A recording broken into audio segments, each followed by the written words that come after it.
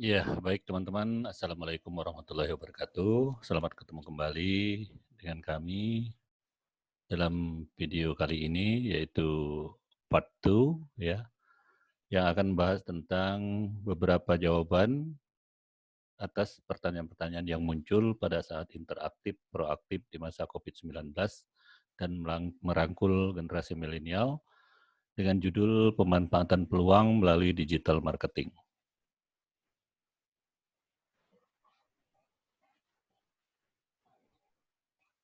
Namun sebelum kita mulai, mohon bantuan dari teman-teman. Jangan lupa untuk subscribe dan sekaligus share video ini. Sebagai informasi, jawaban pertanyaan ke-1 sampai dengan ke-3 yang lalu sudah kami muat di video kami terdahulu, yaitu di video part 2 yang sudah kami upload di YouTube.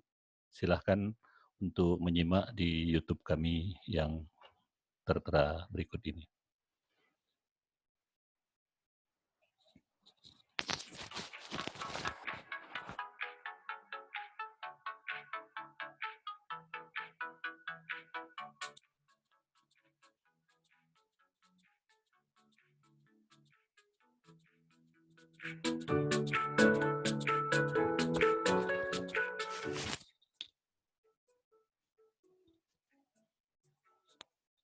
Ya, kita akan mulai dengan melanjutkan pembahasan kita untuk menjawab beberapa pertanyaan, yaitu kita lanjutkan dengan pertanyaan keempat, yaitu apa saja peluang usaha di era digital dan COVID-19 ini.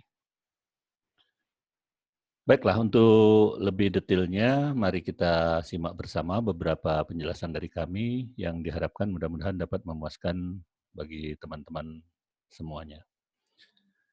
Peluang usaha di era digital 4.0 dan sekaligus juga di masa COVID-19 ini, berdasarkan hasil penelitian yang dilakukan oleh Pandera Research, diketahui atau didapati ada 10 industri yang akan booming ya di era digital 4.0 ini. Yang pertama, industri yang berkaitan dengan teknologi. Yang kedua, tentang health dan kesehatan. Kemudian yang ketiga itu tentang energi. Yang keempat tentang media. Yang kelima itu consumer retail. Yang keenam construction. Yang ketujuh itu hospitality. Yang kedelapan itu finance. Kesembilan real estate. Dan kesepuluh transportasi. Coba kita akan bahas satu persatu. Ya, mudah-mudahan ini juga akan membantu bagi teman-teman yang sedang menjalankan usaha untuk melihat lebih jauh sektor-sektor apa dan subsektor mana yang akan booming nantinya. Pertama dari industri teknologi ya. Kita lihat di sini ada beberapa pendapat yang dikemukakan dari hasil penelitian ini, yaitu forecasted revenue growth 19% dalam bidang teknologi ini, kemudian forecasted job growth tahun 2016 sampai dengan 2029 itu 120%, stock market 10 years gain itu 295,88%. Adapun subsektor yang akan booming itu adalah cloud computing. Kemudian machine learning atau yang terkait dengan artificial intelligence dan big data. Nah, silakan teman-teman yang bergerak dalam bidang teknologi ini di sektor ataupun di industri teknologi ini untuk lebih menekankan bisnisnya ke arah cloud computing, ya, machine learning atau artificial intelligence itu sekaligus juga dengan big data. Karena semuanya ini nanti akan terkait dengan kemajuan-kemajuan dalam bisnis ataupun kehidupan kita. Kemudian yang kedua yang diprediksi akan booming ya ke depan ini adalah bidang health atau kesehatan. Di sini yang dimaksud bukan hanya berfokus pada banyaknya dokter atau perawatnya ya, tetapi lebih pada subsektor yang nanti akan booming itu adalah health data management. yaitu manajemen dari data-data kesehatan. Ya, oke. Ini yang nanti akan booming, silahkan teman-teman yang di bidang ini juga bisa masuk atau memperdalam atau memperluas mengembangkan bisnisnya ke arah health data management ini.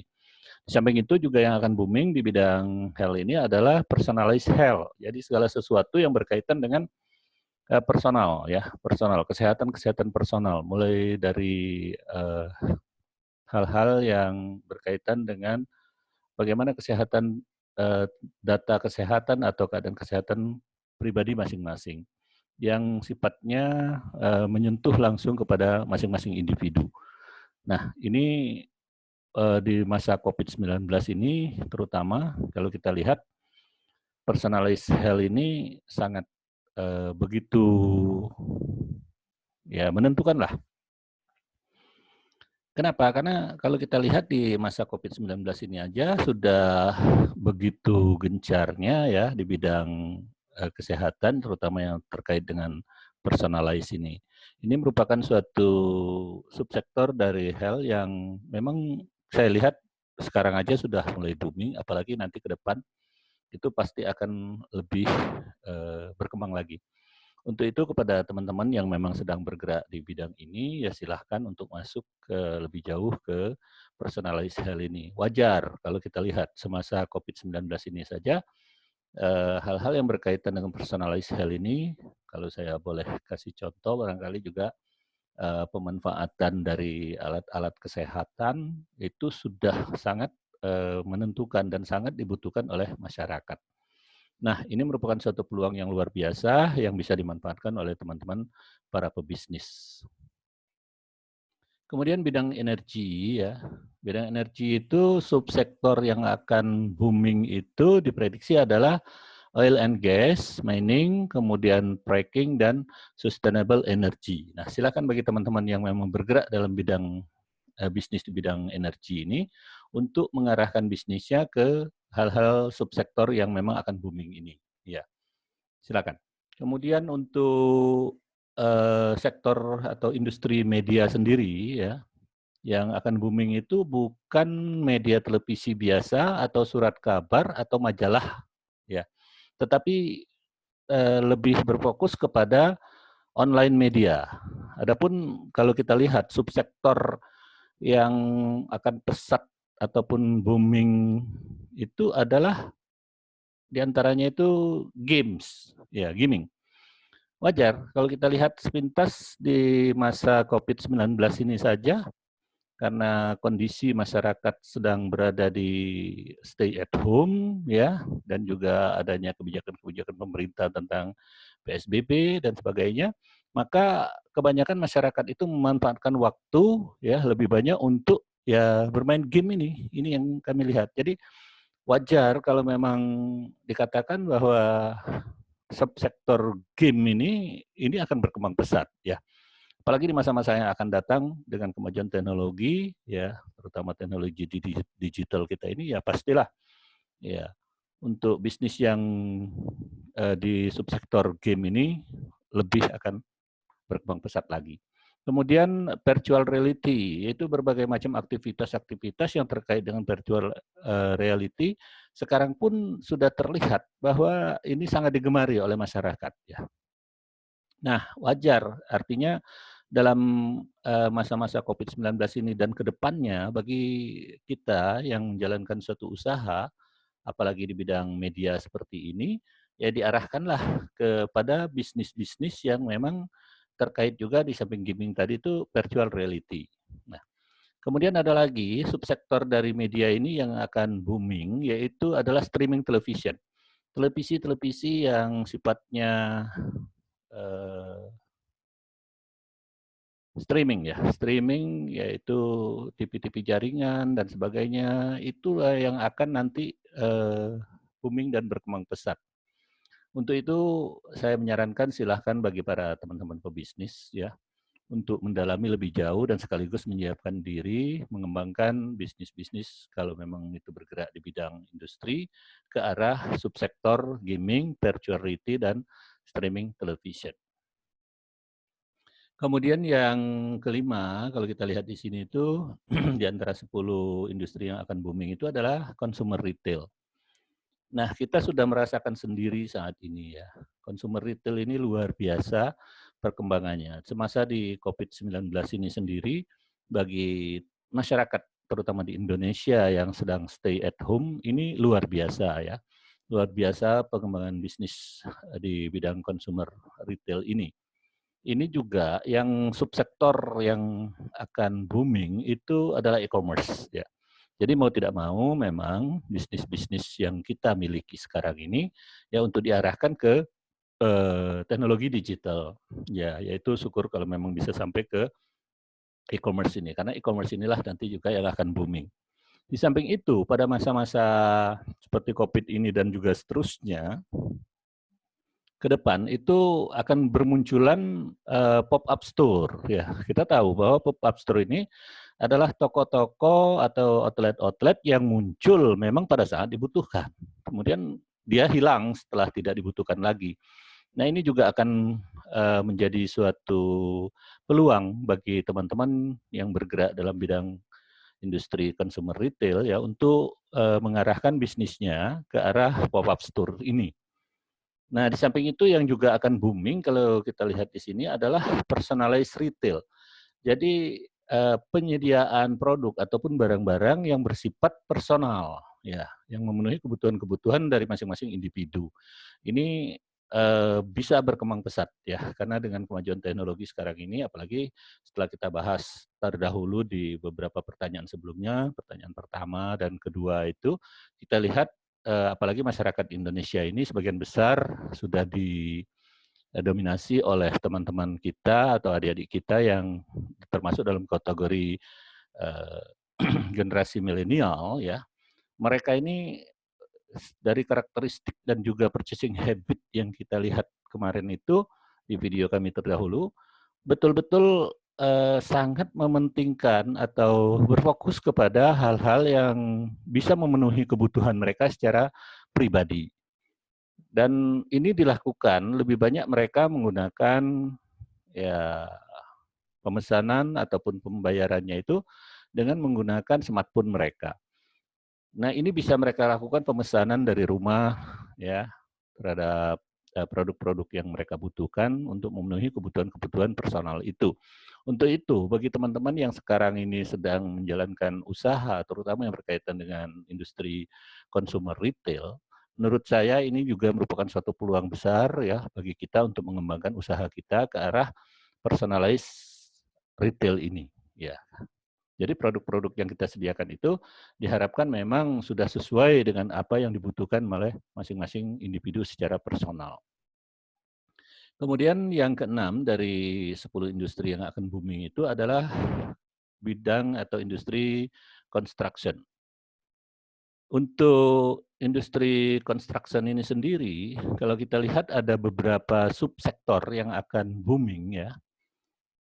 Di antaranya yang pertama itu adalah residential housing. Jadi rumah-rumah yang akan menjadi tempat tinggal itu akan booming. Nah, untuk itu silakan bagi teman-teman yang memang bergerak dalam bidang construction ini untuk mengarahkan usahanya atau bisnisnya ke arah residential housing ini. Di samping itu juga ya dengan berkembangnya infrastruktur sekarang ini, maka yang akan booming di dalam industri construction ini adalah big infrastructure. Ya. Di samping ada lagi kalau kita lihat itu adalah yang ketiga itu adalah construction teknologi. Jadi teknologi-teknologi yang akan mendukung ke arah konstruksi atau construction ini, itulah nanti yang akan booming. Untuk itu, bagi teman-teman yang memang bergerak dalam bisnis atau aktivitas industri construction ini, silahkan untuk mengembangkan bisnisnya ke arah tiga hal ini, yaitu residential housing, big infrastruktur, dan construction teknologi. Ya.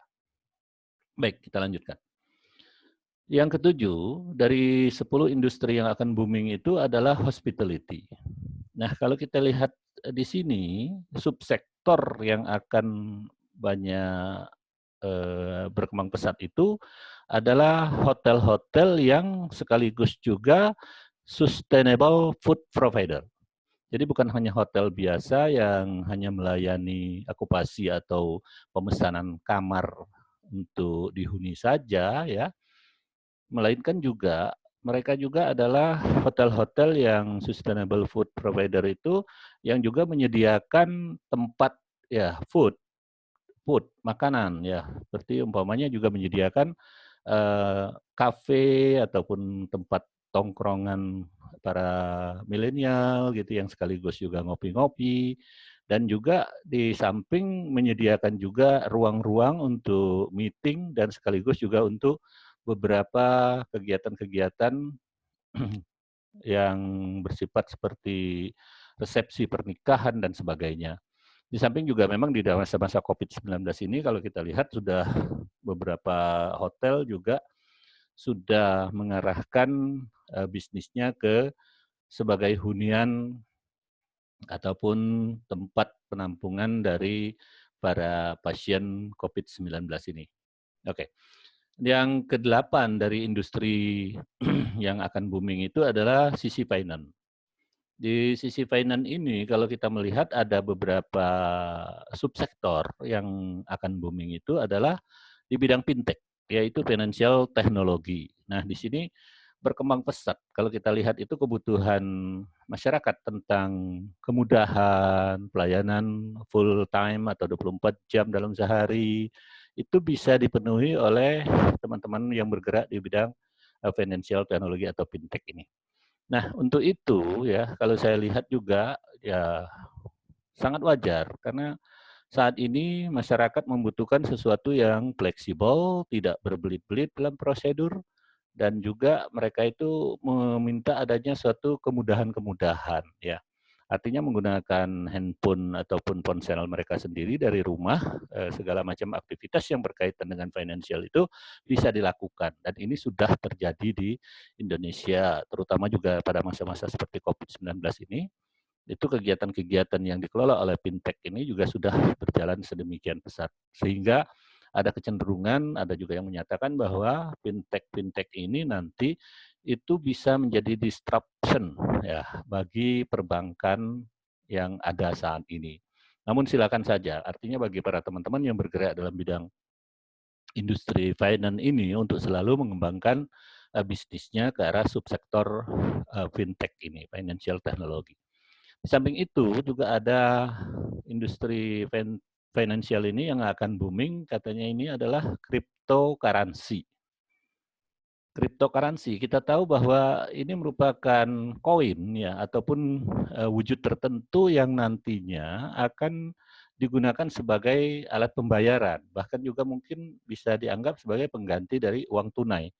Dan nah, saya tidak tahu persis ya untuk di Indonesia ini apakah nanti ke depannya akan diizinkan oleh regulator kita tentang pengembangan bisnis cryptocurrency ini. Namun ini sudah beberapa tempat atau beberapa negara sudah mulai menjalankan dengan cryptocurrency ini. Kemudian untuk yang kesembilan, industri yang diprediksi akan booming itu adalah bidang real estate. Adapun sub-sub sektor yang diprediksi akan booming itu ada beberapa, yaitu diantaranya yang pertama itu adalah online broker. Ya, jadi mungkin kalaupun kita tidak membangun real estate-nya sendiri, tetapi kita sebagai broker online dari real estate itu sendiri juga ini akan booming. Nah, ini juga salah satu yang bisa menjadi peluang bagi teman-teman yang memang akan bergerak atau sedang bergerak dalam bisnis real estate ini. Di samping itu yang kedua adalah yang akan booming ini adalah online design services. Ini merupakan peluang juga bagi teman-teman yang memang senang buat desain dan sebagainya itu ya, baik interior maupun eksterior gitu ya, dengan pelayanan-pelayanan desain yang dibuat ya, dilakukan secara online, itu nanti akan merupakan industri atau aktivitas bisnis yang juga akan booming. Yang ketiga itu adalah real estate teknologi. Jadi ini juga salah satu subsektor dari real estate yang memang nanti diperkirakan akan berkembang pesat dan akan booming. Maka untuk itu bagi para teman-teman yang memang bergerak dalam bidang real estate ini tidak ada salahnya juga untuk mengembangkan bisnisnya ke arah real estate teknologi ini. Banyak macam teknologi yang akan mendukung real estate ini, maka itu bisa dimanfaatkan sebagai pengembangan dari bisnis atau peluang bisnisnya. Yang ke-10 dari industri yang akan booming itu adalah di bidang transportasi. Ya, ini tidak bisa dipungkiri, ya. Karena memang sisi transportasi ini juga merupakan kebutuhan ya, bukan hanya sebagai transport sebagai prestise ya, tetapi juga memang ini merupakan kebutuhan sehari-hari ya. Maka ada beberapa subsektor yang diprediksi akan booming, ini merupakan juga peluang bagi kita yang bergerak di bidang transportasi ini. Maaf. Di antaranya adalah autonomous vehicle, ya. Jadi segala alat transportasi yang bersifat otomatis, matic dan sebagainya, inilah nanti yang akan berkembang pesat ke depannya. Ini merupakan peluang yang luar biasa ya. Kalau kita lihat umpamanya nanti itu akan lebih jauh, akan berkembang pesat adanya mungkin yang kita belum miliki sekarang, yaitu adanya seperti mobil umpamanya ya, mobil sedan ataupun mobil-mobil kita itu yang tinggal kita masukkan suatu program melalui ponsel kita dan kita sebagai pengemudi ataupun eh, penumpang di dalam kendaraan itu ya tidak perlu lagi melakukan aktivitas menyetir dan sebagainya karena semuanya kita nanti akan bisa setting secara otomatis ya, secara otomatis dan inilah yang akan berkembang pesat. Di samping itu kendaraan-kendaraan kita yang berada di jalan juga nanti ke depannya kalau kita lihat itu dia bisa mendeteksi ya apa saja yang akan terjadi baik di depan, di samping, di sudut kiri kanannya ataupun di belakang dari kendaraan itu sendiri. Nah, itu kira-kira salah satu peluang yang bisa kita manfaatkan di bidang transportasi ini yaitu autonomous vehicle ini. Di samping itu juga yang akan booming adalah electric vehicle. Jadi kendaraan-kendaraan yang elektrik ini juga akan booming di masa-masa yang akan datang ini ya. Sekarang sudah mulai terjadi dengan banyaknya berbagai sarana yang dikaitkan dengan sarana transportasi atau kendaraan yang elektrik seperti ini, seperti motor listrik, kemudian sepeda listrik, dan sebagainya. Bahkan kalau kita lihat itu bisa jadi juga di beberapa negara sebenarnya sudah di beberapa kota lain di negara-negara lain juga sudah berkembang pesat ya, ya penggunaan electric vehicle ini yang seperti kita lihat di sini nih, apa ini namanya nih? Nah, ini sudah berkembang pesat di kota-kota sehingga di kota itu tidak lagi di tempat-tempat tertentu tidak lagi kita perlu jalan kaki. Kita cukup menggunakan kendaraan seperti ini gitu untuk mencapai satu tujuan atau tempat tertentu dan ini juga kendaraan-kendaraan ini secara digital nanti akan terhubung dengan ponsel kita. Artinya ada barcode-barcode yang bisa kita gunakan dan sehingga kendaraan ini bisa kita sewa dan kita pada saat kita umpamanya mencapai tujuan tertentu, kita bisa letakkan begitu saja dan tidak bisa digunakan orang lain karena memang dia menggunakan barcode-barcode tertentu yang tersimpan di dalam handphone kita atau smartphone kita. Itu juga merupakan peluang ya yang bisa kita manfaatkan di dalam bisnis kita. Di samping ada lagi subsektor dari transportasi ini yaitu smart city ya, smart city. Besar kemungkinan ya mobil-mobil atau kendaraan city car dan sebagainya ini juga nanti akan sangat booming dan berkembang pesat. Nah, ini peluang-peluang di bidang transportasi yang bisa dimanfaatkan oleh teman-teman. Kira-kira demikian yang bisa kita lihat di dalam peluang-peluang usaha yang bisa kita manfaatkan di masa digital ini sekaligus di dalam masa COVID-19 ini. Nah, kalau kita lihat lebih jauh ya, di Indonesia itu juga sudah mengantisipasi untuk adanya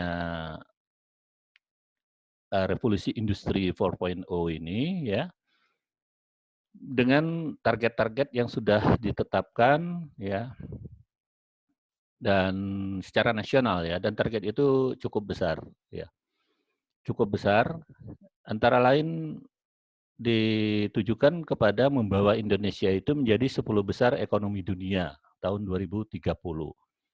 Kemudian mengembalikan angka ekspor neto industri sebesar 10%. Nah, ini sudah dicanangkan secara nasional dalam menghadapi revolusi industri 4.0 atau kalau di Indonesia itu disebut dengan Making Indonesia 4.0.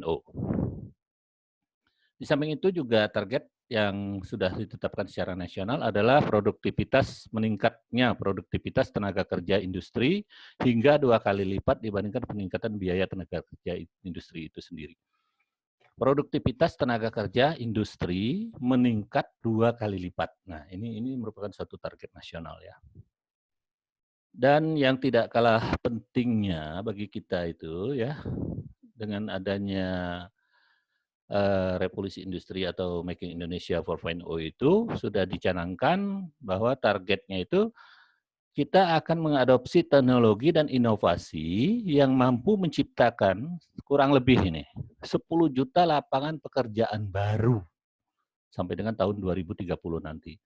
Jadi kalau kita sadari di sini, ya dengan kemajuan teknologi atau dengan adanya revolusi industri atau digital dan sebagainya ini, sebenarnya bukan menghilangkan peluang pekerjaan ya. Banyak teman-teman yang memandang teknologi dan inovasi ini bisa mengakibatkan pengangguran-pengangguran. Tapi sebenarnya dengan target yang dicanangkan secara nasional ini, akan muncul banyak sekali nanti lapangan kerja yang baru ya. Nah, inilah yang perlu kita antisipasi dari sekarang ini. Persiapan-persiapan mengarah kepada terciptanya 10 juta lapangan pekerjaan baru tersebut.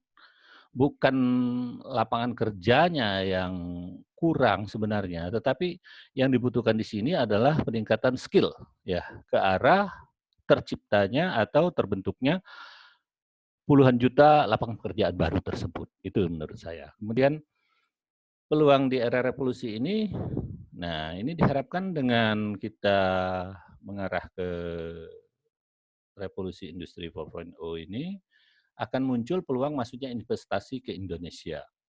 Kemudian terbukanya peluang subsidi impor bahan baku dan barang-barang setengah jadi. Ya. Dan terjadinya efisiensi dan melipat gandakan produktivitas tenaga kerja. Itu kira-kira beberapa peluang yang dapat kita bahas dalam kesempatan ini. Semoga ini menginspirasi bagi teman-teman untuk mengarahkan atau memfokuskan usahanya kepada beberapa industri yang diharapkan akan booming di masa yang akan datang ini. Kemudian kita lanjutkan dengan menjawab pertanyaan yang kelima, ya. Kira-kira strategi marketing yang bagaimana yang cocok di era digital, sekaligus juga menghadapi para generasi milenial ini. Baik, kita akan coba lihat lebih jauh. Strategi marketing di era digital dan milenial. Kalau menurut informasi dan beberapa berita artikel yang kita dapatkan, penduduk Indonesia itu merupakan ya jumlah penduduk terbesar di dunia, keempat terbesar di dunia ya. Di sini masih tertulis 260 juta jiwa yang barangkali sekarang ini juga sudah bertambah ya. Jumlah ini tentunya adalah peluang pasar yang sangat besar bagi pemasaran suatu produk ataupun merek. Ya. Dari data statistik, didapati 50%-nya itu dari penduduk Indonesia ini berada di usia di bawah 37 tahun. Ya, sekarang mungkin sudah bertambah nih ya, bertambah dari 50%. Bahkan diprediksi pada tahun 2020 ini akan berkembang menjadi 60%. Dan hal ini juga sudah bisa kita lihat dari perkembangan jumlah karyawan yang berusia atau tergabung di dalam kelompok milenial ini di beberapa perusahaan sudah mencapai 60% ini. Bahkan untuk tahun 2025 diperkirakan itu jumlah para milenial yang bekerja di perusahaan-perusahaan ini sudah mencapai 75%, ya, 75%. Dan ini cukup besar, ya, cukup besar. Kita tahu bahwa milenial itu digital native. Ya, mereka mayoritas tumbuh bersama internet. Perlu pendekatan marketing yang berbeda. Ya. Milenial merupakan konsumen dengan segmentasi yang luas. Dapat ditemukan di berbagai tempat seperti yang sudah kita bahas sebelumnya itu, bisa di universitas, bisa di kantor, bisa juga di rumah, dan juga mereka ini bisa aja berprofesi sebagai pekerja atau karyawan, ya, atau bahkan sekarang sudah menjadi orang tua. Nah, kalau kita lihat di sini pelanggan kita telah berubah. Maka layanan pelanggan dan pengalaman pelanggan, ya, yang kita akan berikan juga kepada mereka ini juga perlu kita ubah. Ya. Lantas bagaimana strategi marketing kita yang kira-kira tepat, ya, untuk membidik milenial ini? Nah, menurut saya ini ada 5, ya, strategi marketing yang pas untuk kita terapkan.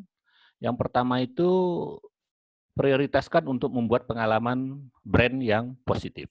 Nanti kita bahas satu persatu. Yang kedua, coba bidik kelompok sosial atau komunitas, bukan dari rentang usia. Ya. Yang ketiga, coba digait influencer yang sejalan dengan produk kita tentunya. Yang keempat, gunakan konten soft selling, ya, pada saat kita melakukan pemasaran atau mau beriklan. Dan jangan lupa dengan kemajuan teknologi ini juga kita manfaatkan sistem cashless. Nah, inilah strategi marketing yang bisa kita manfaatkan untuk membidik generasi milenial ini. Baik, kita bahas satu persatu. Yang pertama, prioritaskan untuk membuat pengalaman brand yang positif. Ya. Kita tahu bahwa sudah kita bahas di kesempatan yang lalu, di video kita yang lalu, bahwa sebelum melakukan pembelian, generasi milenial ini akan mempertimbangkan berdasarkan brand. Ya. Mereka juga akan mereview atau bahkan mereka ini akan bertanya kepada teman-temannya, dan kita tahu bahwa milenial ini sangat intent dengan komunitas, ya, dengan teman-temannya yang sebelumnya memang sudah pernah menggunakan suatu produk atau brand tersebut, ya. Di samping itu mereka juga memang akan mencoba mencari tahu dari testimoni-testimoni dan pendapat dari orang-orang yang memang mereka percaya. Nah, untuk itu sangat wajar kalau kita lihat, ya, untuk kita memprioritaskan dalam strategi marketing kita itu untuk membuat pengalaman brand yang positif, ya. Mengingat mereka ini, kaum milenial ini rupanya tidak terpengaruh oleh iklan. Bisa dikatakan generasi milenial ini sangat percaya pada kekuatan word of mouth, ya, kekuatan dari informasi dari mulut ke telinga, mulut ke mulut maksudnya.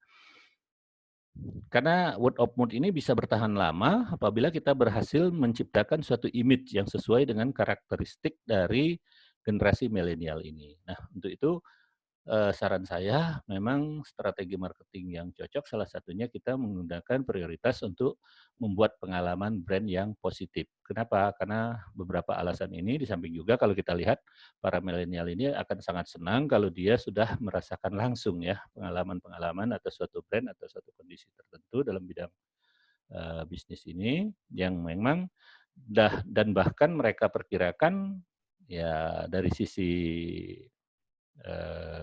kalau kita lihat gengsinya, ya, akan menaikkan gengsi dari para milenial yang sudah mengalami ini, ya.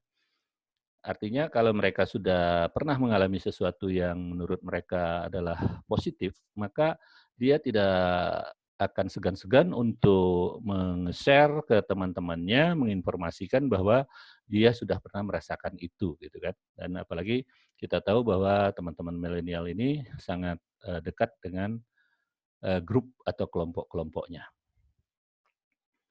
Jika kamu menguasai bahasa mereka, kamu sudah selangkah lebih dekat dengan generasi ini.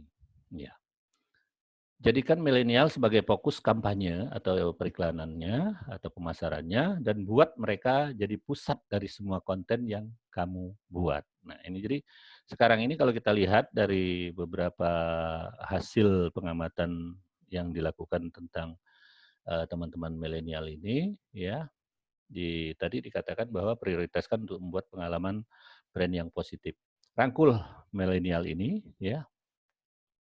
Kemudian konten-konten yang kita buat itu mengarah atau berfokus kepada milenial. Kemudian strategi marketing yang kedua yang dianggap cocok dalam membidik ya millennial generation itu adalah bidik mereka dalam kelompok sosial atau komunitas, bukan rentang usia. Teknik pemasaran dahulu biasanya berfokus pada rentang usia, yaitu dalam hal mensegmen ataupun targeting. Segmenting dan targeting biasanya kita itu melakukan berdasarkan fokus usia. Ada remaja, ada anak-anak, kemudian ada dewasa, dewasa muda, dan orang tua ataupun tua sekali atau tua bangka dan sebagainya lah ya. Tetapi untuk kali ini, untuk kedepannya ini, seiring dengan perkembangan tren, ya, kemudian teknologi serta beragamnya anggota populasi milenial, kita para pelaku bisnis atau usaha itu harus sudah mulai berpikir untuk membidik kelompok sosial ini dalam kelompok-kelompok atau komunitas tertentu. Ya, misalnya, jika kita akan memasarkan suatu produk yang khusus, ya, untuk mereka-mereka yang memang menyukai traveling. Nah, ini bisa kita arahkan ke ya produk-produk yang memang ke traveling ini. Jadi sudah berfokus kepada komunitas atau kelompok sosial tertentu yang sangat menyukai traveling. Atau komunitas atau kelompok yang mencintai hewan. Atau yang peduli pada isu sosial atau lingkungan. Ya. Yang suka membaca. Ataupun kelompok penggemar film dan sebagainya. Jadi bukan lagi berdasarkan rentang usia, tetapi diarahkan kepada kelompok-kelompok atau komunitas sosial yang sudah tertentu seperti ini. Ya. Nah, ini akan memudahkan kita ya. Nantinya dengan kita sudah mengarah kepada fokus seperti ini, maka memudahkan kita nanti untuk pengembangan-pengembangan pemasarannya.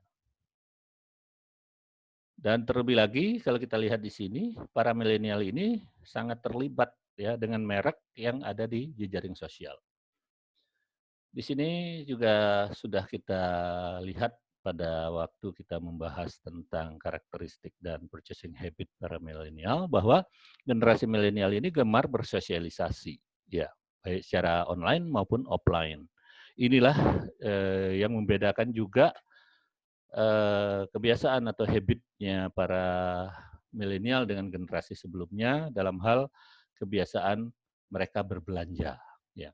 Cenderung mereka berbelanjanya itu berkelompok, mencari tahu pendapat orang lain, mereka tidak akan membuat keputusan sebelum mereka mendiskusikannya dengan orang-orang yang mereka percaya atau anggota kelompok yang memang mereka percaya. Oke. Selanjutnya yang ketiga, coba kita guide influencer, tentunya yang sejalan dengan produk kita. Ya. Generasi milenial itu memiliki kecenderungan lebih mudah menerima rekomendasi dari idola atau orang-orang yang dianggap ahli di bidangnya atau yang dia percaya. Di media sosial kita lihat banyak sekali influencer ya yang sudah memiliki follower yang jutaan. Nah, alangkah baiknya kalau memang kita berusaha di dalam memarketingkan produk-produk kita itu, kita guide influencer terutama yang memang sudah memiliki follower yang cukup banyak. Ya. Kenapa? Karena dengan follower influencer yang cukup banyak ini, ya, bukan perkara sulit ya bagi mereka untuk memasarkan suatu produk. Ya. Apalagi kalau kita lihat tadi tuh, mereka para milenial ini, ya, sangat cenderung untuk mudah menerima rekomendasi dari idola atau orang-orang yang mereka anggap ahli dalam bidangnya. Pastikan bahwa memang influencer yang kita pilih atau kita guide itu sesuai dengan produk kita. Misalnya produk outdoor, maka guide influencer yang memang dikenal dengan image yang suka traveling atau adventure dan sebagainya. Usahakan juga untuk konten-konten yang mereka gunakan nanti di dalam pemasaran itu menjurus kepada soft selling, ya, bukan hard selling. Kita tahu para milenial ini senang sekali dengan hal-hal atau termotivasi dengan hal-hal yang bersifat soft selling, bukan hard selling. Soft selling itu yang bagaimana? Soft selling itu yaitu yang lebih mengutamakan pemasaran kita itu ke arah pertama yang memenuhi kebutuhan dari para milenial itu sendiri atau kebutuhan secara individu tadi. Kemudian juga soft selling ini mengemukakan tentang keunggulan ya atau kelebihan-kelebihan yang dimiliki dari produk yang kita pasarkan. Bukan hard selling. Hard selling itu lebih banyak ke arah yang selama ini kita lihat dengan terang-terangan meminta para konsumen itu untuk langsung membeli, meminta mereka untuk langsung membeli dari produk-produk yang kita pasarkan. Tetapi yang disarankan di sini adalah menggunakan soft selling. Kenapa demikian? Karena memang generasi milenial ini juga tidak suka diperintah ya. Mereka tidak suka diperintah, umpamanya diminta membeli langsung dan sebagainya itu sudah kurang tepat untuk mereka. Nah, yang cocok itu kalau kita umpamanya membuat suatu media atau membuat suatu bahan marketing kita atau promosi kita, nanti kita bahas lebih jauh itu, salah satunya adalah menggunakan trik ya atau tips atau panduan atau pedoman atau tutorial. Nah, ini lebih mengena kepada mereka dibandingkan kita mengatakan bahwa beli langsung atau miliki segera dan sebagainya. Oke. Ya, tadi sudah kita bahas sepintas tentang yang keempat ini rupanya gunakan konten soft selling pada saat kita beriklan. Ya, kalau memang harus terpaksa kita harus beriklan, ya, kalau memang harus terpaksa harus beriklan, ya, padahal para milenial ini tidak suka sebenarnya terhadap iklan, makanya mereka lebih banyak menghindari acara-acara, umpamanya seperti tadi kita bahas di televisi dan sebagainya yang penuh banyak dengan iklan, ya, mereka lebih senang mungkin menggunakan Netflix dan sebagainya, atau langsung dari ponsel mereka yang tidak begitu banyak dengan iklan-iklannya ya. Kalaupun memang terpaksa kita harus beriklan ya, maka saran saya kita arahkan ya, bagaimana supaya kita itu tadi menggunakan soft selling ya, konten yang cenderung menyentuh atau bahkan membuka kesadaran mereka, calon konsumen kita itu terhadap manfaat suatu produk, termasuk keunggulan-keunggulan dari produk yang kita tawarkan. Misalkan saja kita hendak menawarkan produk kecantikan, ya, ada baiknya kita memberikan data seputar maraknya produk kecantikan yang saat ini berbahaya, ilegal, dan sebagainya yang dapat membuat penggunanya itu mengalami suatu kerugian. Nah, lalu di konten kita bisa kita muat soft selling ini, kita tawarkan atau kita tonjolkan produk kita yang memang sifatnya alami, ya. Intinya, generasi milenial ini tidak tertarik pada iklan dengan konten hard selling, yaitu promosi produk yang secara terang-terangan tadi. Iya. Nah, di sini kita lihat juga, ya, tahu kunci yang menggelitik bagi milenial ya. Ada suatu cerita di Los Angeles itu yang mengungkapkan bahwa milenial lebih memilih untuk menghabiskan waktu demi mendapatkan pengalaman daripada sesuatu yang sifatnya material. Yang berbeda sangat dengan orang tua mereka terdahulu ya, yang gemarnya itu mengoleksi barangkali jam tangan mewah atau mobil dan sebagainya. Tapi bagi para milenial ini mereka lebih suka memamerkan lokasi pariwisata yang mengesankan bagi mereka serta memungkinkan bagi mereka untuk memotret Barangkali kalau itu makanan yang ada di restoran, ya, dicampur dengan adanya swafoto. Ya, ini nih. Ini menjadi fokus bagi kita yang bisa menggelitik kelompok milenial ini.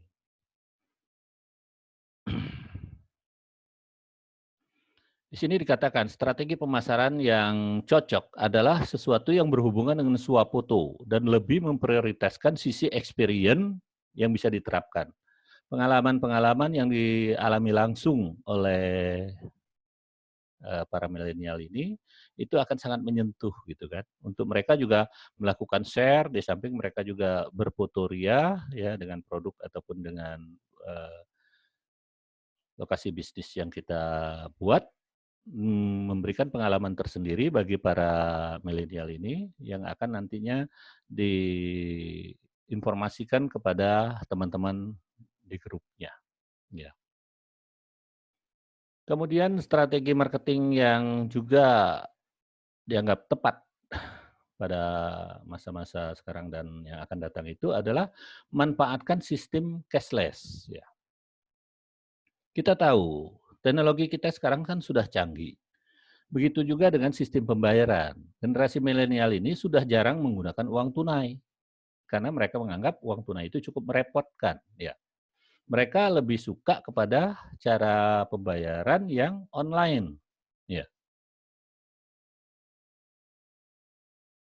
Begitu juga dengan kebiasaan berbelanja mereka, itu juga senangnya menggunakan online. Jadi dari smartphone mereka atau dari handphone, gadget dan sebagainya itu, mereka bisa melakukan suatu transaksi, ya. Yang ini dianggap lebih memudahkan bagi mereka, karena mereka kita tahu tadi itu senang hal-hal yang bersifat fleksibel, praktis gitu ya, tidak mau berbelit-belit dengan berbagai macam aturan ya. Dan pembayarannya juga seperti itu ya. Bahkan sekarang ini kita sudah lihat hampir ya setiap saat lah kita mengalami para milenial ini berbelanja dari kamarnya langsung umpamanya pada saat barang datang barulah mereka bayar atau menggunakan sistem COD dan sebagainya itu ya. Dan juga lebih banyak mereka juga menggunakan berbagai macam fasilitas yang saat ini sedang berkembang pesat teknologinya di smartphone, yaitu menggunakan pembayaran secara cashless ini. Jadi dari deposit yang mereka miliki, mereka bisa melakukan pembayaran-pembayaran. Nah, ini juga kenapa demikian? Karena kalau kita lihat ya dulu pada saat sebelum ini, para generasi sebelumnya itu akan bingung kalau dia ketinggalan dompet. Ya. Namun untuk generasi milenial ini tidak demikian.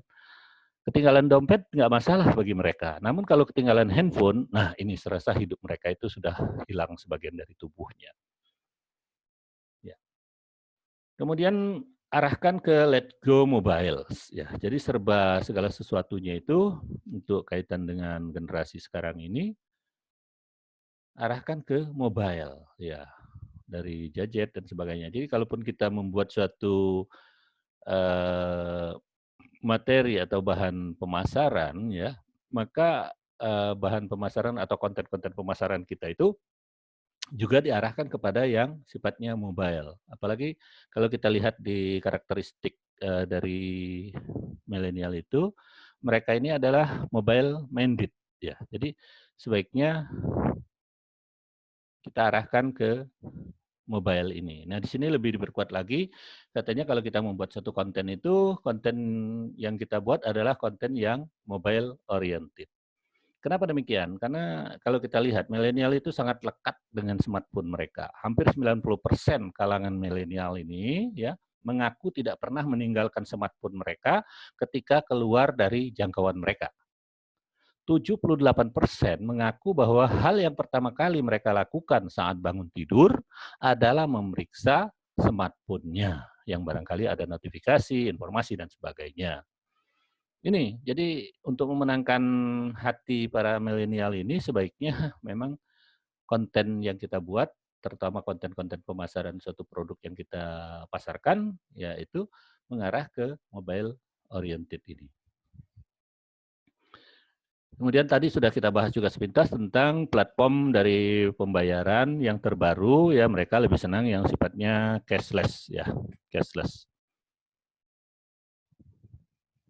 Jadi tidak bisa lagi kita gunakan cara-cara tradisional yang lama, walaupun itu memang masih ada sih sekarang ini ya, beberapa yang menggunakan itu. Namun lebih baik kalau kita arahkan ke cashless tadi itu ya, untuk mengakomodasi sistem pembayaran dari kalangan milenial ini. Nah, itu kira-kira yang kita bahas pada kesempatan kali ini yang berkaitan dengan pertanyaan-pertanyaan yang muncul pada saat talk show ataupun interaktif kita yang lalu. Untuk itu kami harapkan semoga penjelasan dari kami bisa memuaskan bagi teman-teman karena memang waktu itu penjelasan kami mungkin hanya sepintas dan sekarang kita lengkapi ya.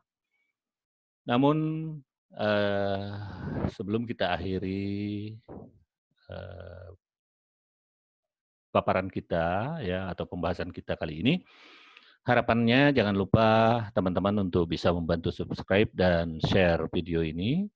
Kemudian jangan lupa pula ikuti nanti jawaban dari pertanyaan-pertanyaan berikutnya yang ke-6 dan ke-7 itu akan kita bahas di video kita yang part 3 berikutnya. Terima kasih dan sampai bertemu kembali di kesempatan berikutnya.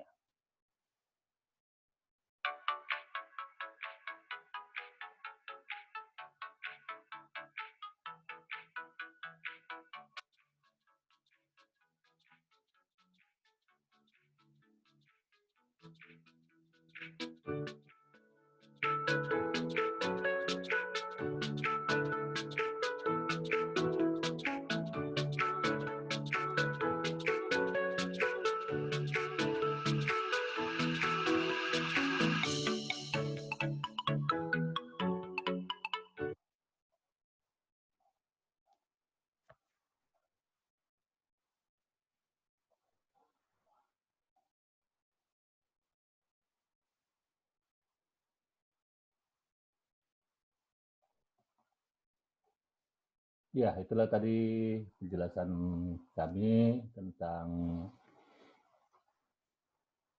pertanyaan-pertanyaan yang muncul dalam kegiatan proaktif yang lalu, ya interaktif yang lalu. Semoga ini akan memberikan manfaat yang besar bagi teman-teman tentang peluang usaha sekaligus juga strategi marketing yang bisa dimanfaatkan. Untuk video kami berikutnya, kami juga akan bahas hal-hal lain yang berkaitan dengan bagaimana nanti teknik promosi atau kiat-kiat promosi yang tepat, sekaligus juga pemilihan dari media dalam berpromosi untuk menghasilkan satu penjualan bagi produk-produk bisnis kita. Semoga ini bermanfaat dan jangan lupa subscribe. Terima kasih. Wassalamualaikum warahmatullahi wabarakatuh.